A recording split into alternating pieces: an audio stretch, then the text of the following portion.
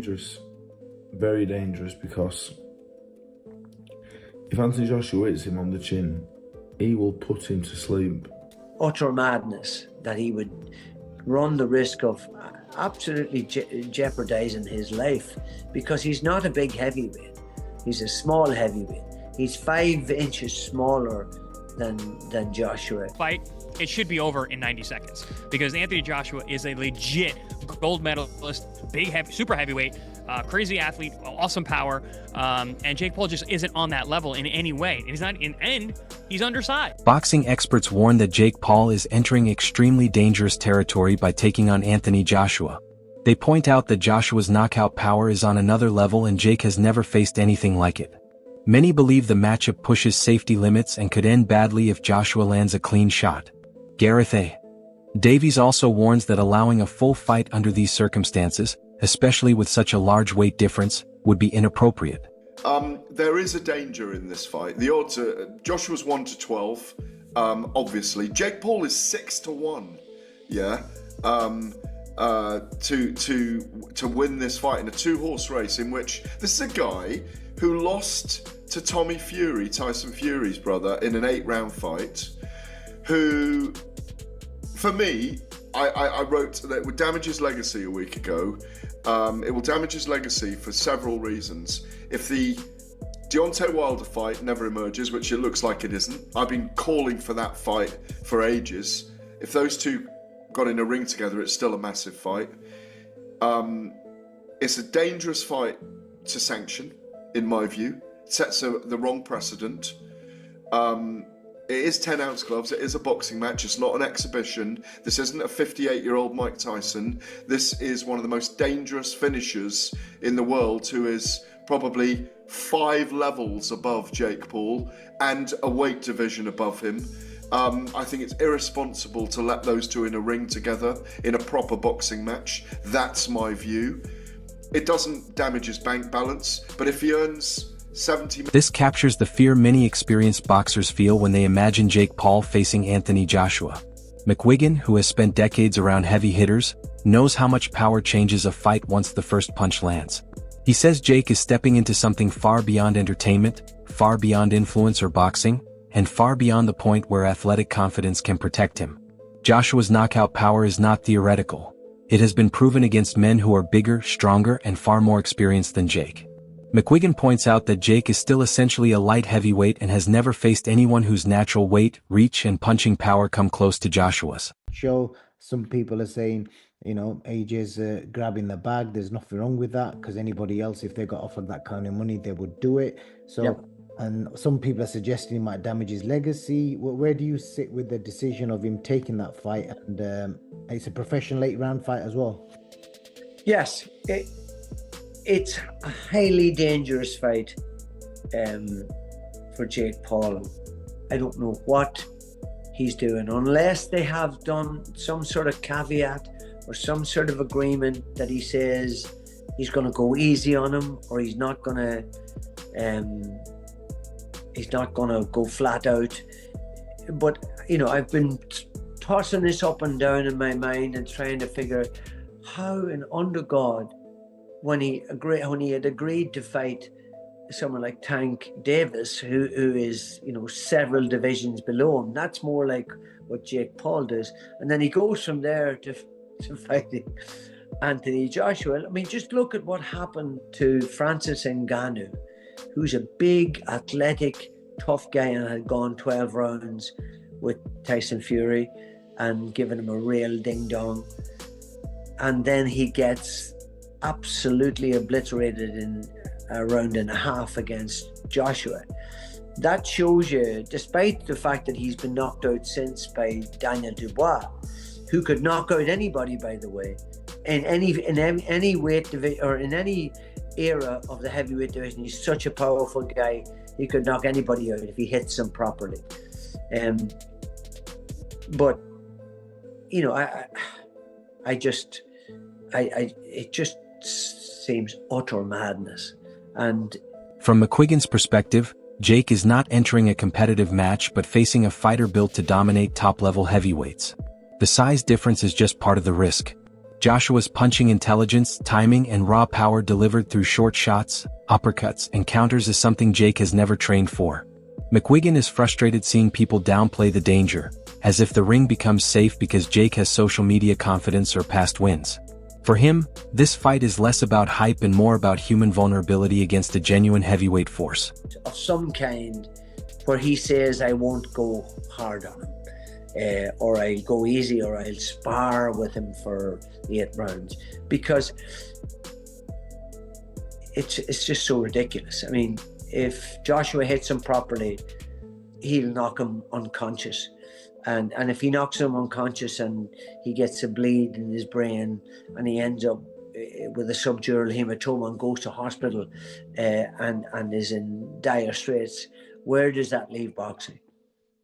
That puts us in a very, very awkward spot. So it's hard not to believe that they've got some sort of caveat, some sort of agreement whereby, I mean, most heavyweights box with 10-ounce gloves. Or Dave Allen's view focuses less on hype and more on what Jake Paul's past fights show. He points out that Jake built his record through matchups where both sides left financially satisfied and physically safe. The environment was controlled, matchmaking was strategic, and danger was carefully limited.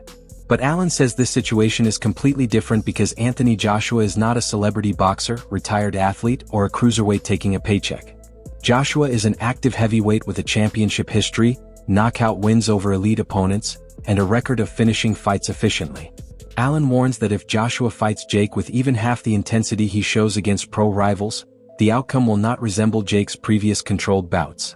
The danger isn't just a knockout, it's the full force of a heavyweight hitting a body that has never faced anything close to that level. Allen also notes that even sparring with heavyweights doesn't prepare someone for a real fight where punches come unexpectedly, without restraint, and at full power.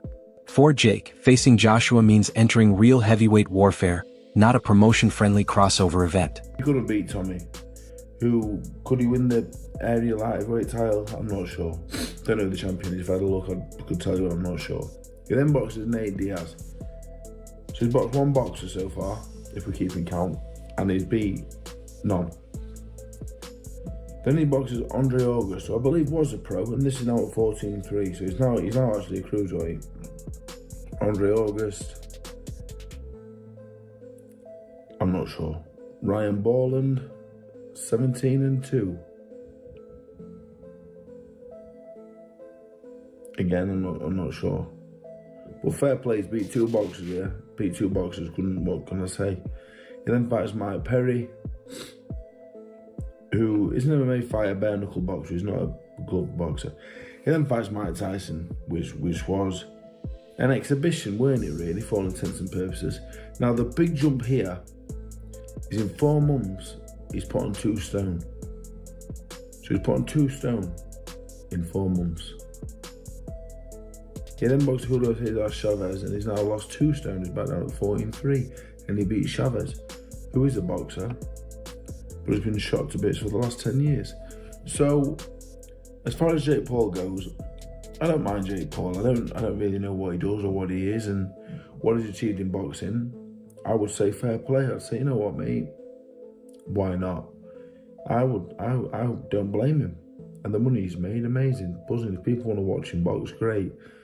So he started off boxing, I think a YouTuber or 2, basketball player maybe, was he? Some MMA fighters, and he weren't Ngannou, weren't Cyril Gane, weren't Big Madukan Boggs.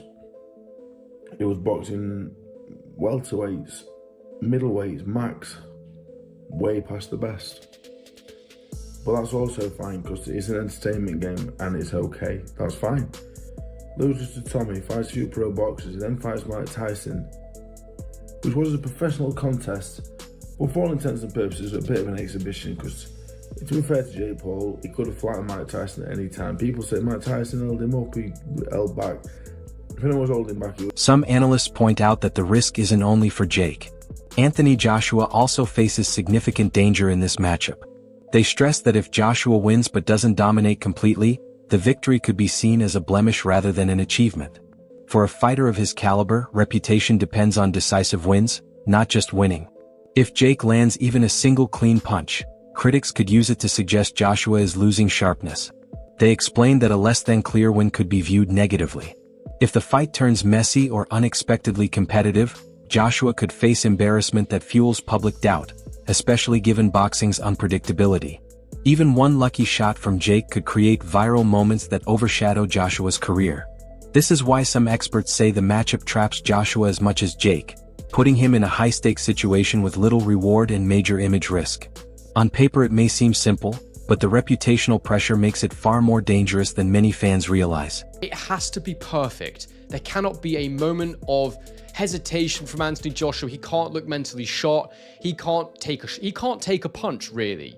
If he takes a big punch from Jake Paul, if he gets hurt in any way by Jake Paul, if he doesn't absolutely ice Jake Paul within a few rounds of this 8-round scheduled bout, well then it really affects his credibility. All the things that have ever been said about him, he's a hype job, he's been coddled. He didn't really want to fight Deontay Wilder when they were both in their prime. He's just a big bodybuilder, as Tyson Fury loves to put it. Anyone who's ever doubted him will have absolute ability to do so.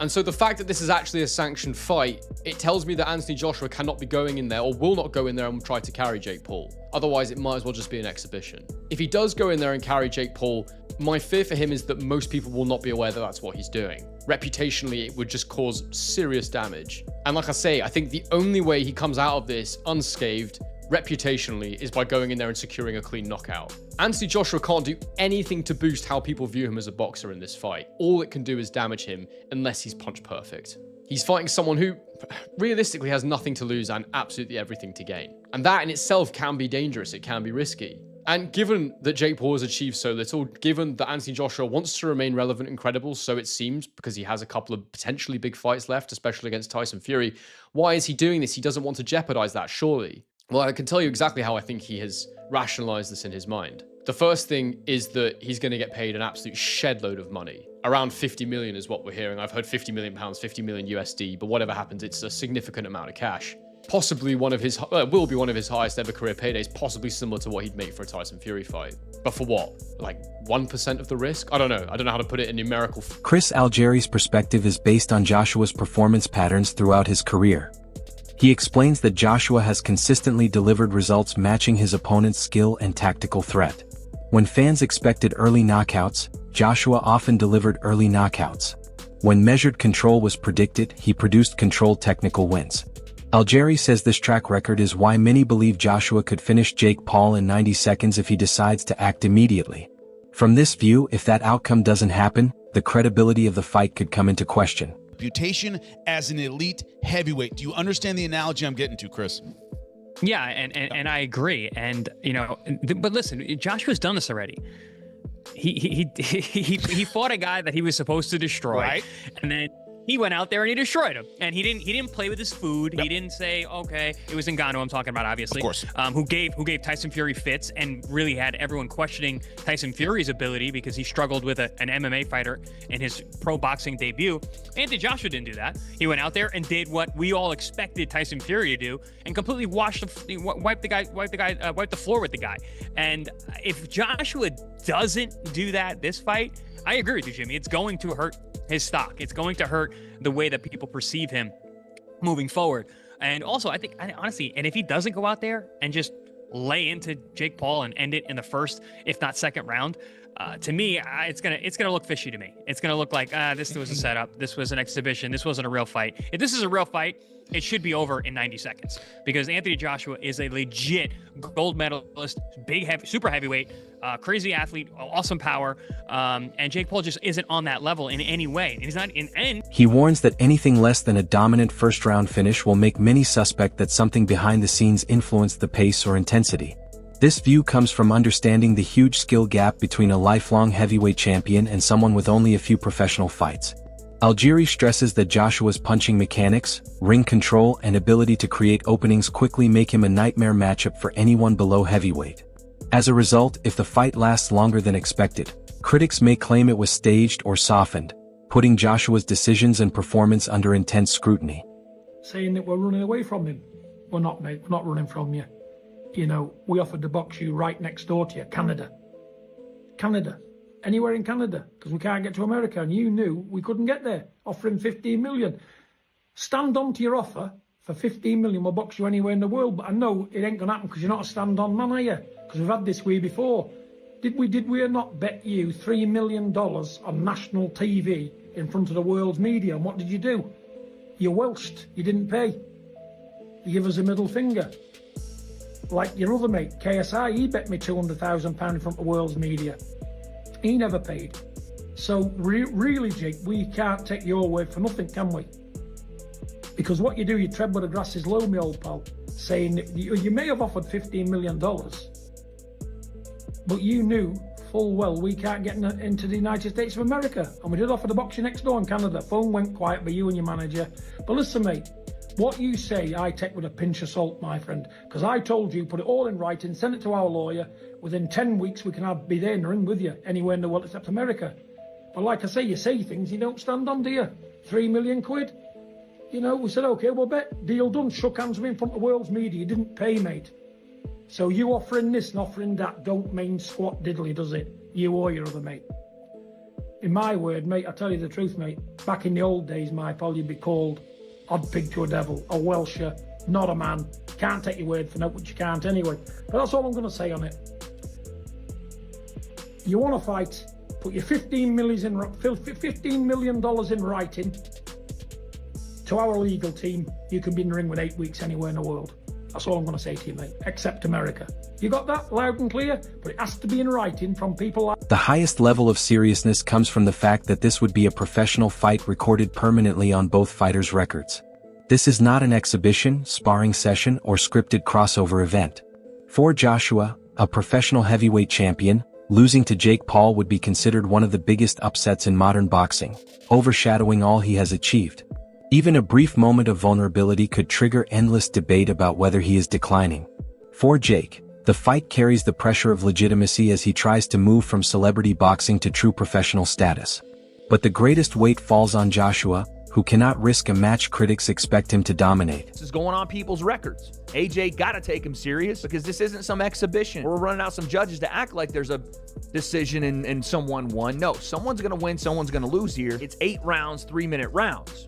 Again, heavyweight, pro bout, 10-ounce gloves. AJ talking about breaking internets over faces. I think he meant to say breaking his face on the internet.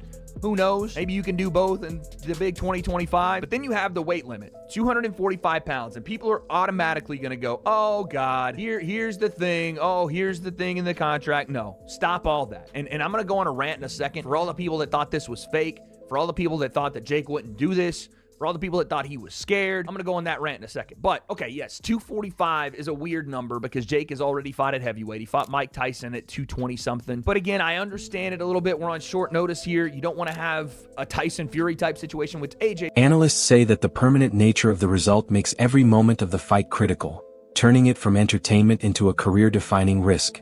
Since the fight is officially sanctioned, both fighters must treat it with full seriousness, raising the stakes higher than any influencer matchup before.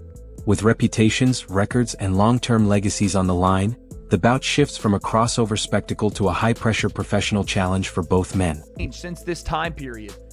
But this was in 2017. AJ was the heavyweight world champion. Jake was on red carpets for Bizarrevarks on the Disney Channel, looking like every fuckboy that came out of the Vine era. This shouldn't be the reality that we're living in. Now, I've sat here and I've asked myself over and over and over, what's the upside for Jake here? What's the upside? Because he can make money with everybody, right? Jake can make money fighting Gervonta Davis. He can make money fighting freaking Ryan Borland and Andre Agassi. He can make money fighting Mike Tyson and Julio Cesar Chavez Jr. And I'm just asking myself, stop asking me 267 million. Okay, yeah.